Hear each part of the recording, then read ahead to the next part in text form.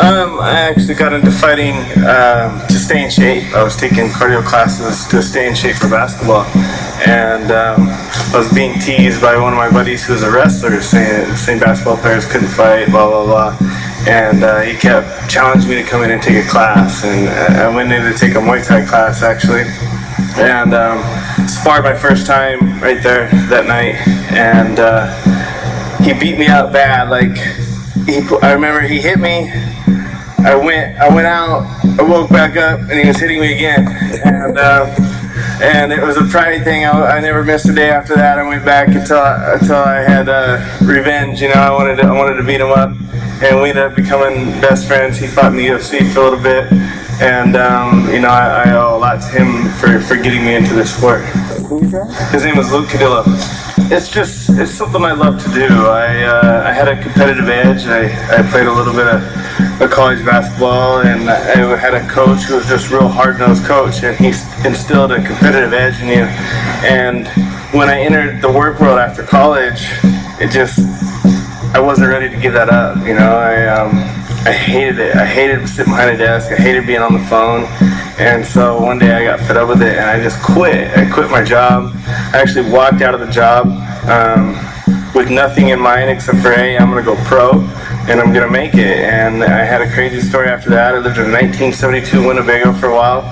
It was parked in the gym parking lot. I showered in the gym, you know, I used the restroom in the gym, lived in the RV, moved it around all over the place, and you know, eventually until I made it. And so it's been a long road, but I never gave up, and you know, I'm here now.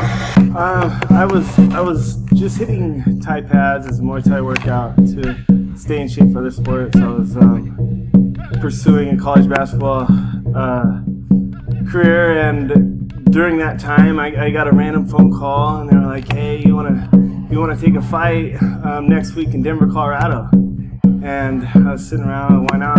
I had only been hitting pads for maybe a couple months, and I'd sparred maybe twice. A Muay Thai fight? Yeah, and I went and I fought in Denver, and I fought this guy who was huge, just ripped, muscles had muscles. And I was intimidated until I got hit the first time, and then I landed a right hand and I knocked him out cold, like Indian style, facing his lap, and it was the most incredible rush ever. And ever since then I've been addicted, and I fought Muay Thai for several years, kickboxing in Colorado and in Nebraska, fought all over the United States, New York City, LA, and then I moved to San Jose, California, and I started MMA. I did MMA at American Kickboxing Academy in San Jose, and had 2 shoulder surgeries, and after the second shoulder surgery I ditched MMA, and I was already 4-0 as a pro boxer, just filling time, and I just devoted everything to boxing and came here to Undisputed, and man, my life's changed since then. Well, a cool concept about BKB is it's a 2-minute round, right? So not only do you have that small fighting surface, but it's a 2-minute round, which means it's got to be an explosive 2 minutes.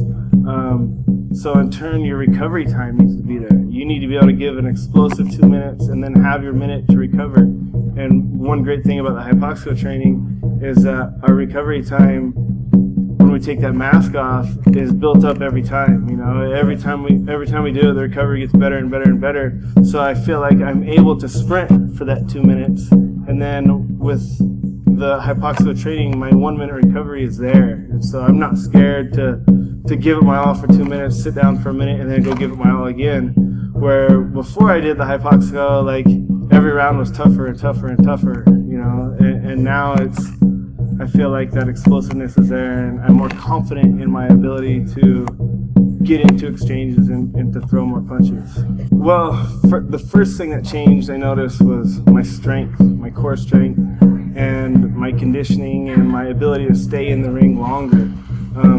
I had first came in and I sparred with Edwin Rodriguez a little bit, and I could barely last 2 rounds with his intensity, and it was embarrassing, right? So it just gave me motivation to stay with Mike. And Mike, with his unique core training, he really built me up, not only to have the endurance, but the power. I started seeing people drop and knocking people out. I finished 2 of my last 3 boxing matches into the knockout, and I credit that to Mike because of the power that I got. And then relaying over with Brian, my understanding and my cerebral knowledge of boxing has just gone through the roof, man. My game has totally changed.